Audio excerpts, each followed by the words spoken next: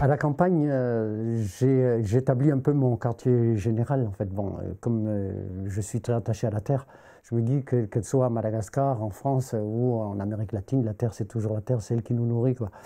Et pour moi, l'essentiel, c'est d'avoir le temps de composition, le temps de réfléchir, d'avoir du silence.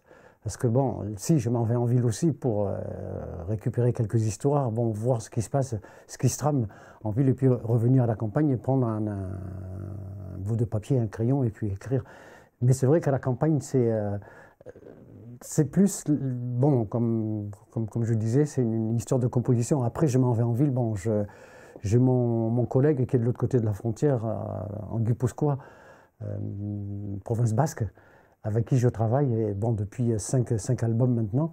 Et je dis que maintenant, la campagne, avec les moyens de communication, on n'est pas si isolé, quoi, que bon, ici, pour avoir le net, c'est compliqué, quoi. Mais bon, tant que je peux envoyer mes mails et recevoir mes mails, c'est le plus important. Voilà, puis bon, avoir la communication aussi avec l'extérieur. Voilà. Mais bon, la campagne, je pense que c'est un endroit où il n'y a pas de... Le temps n'est pas défini.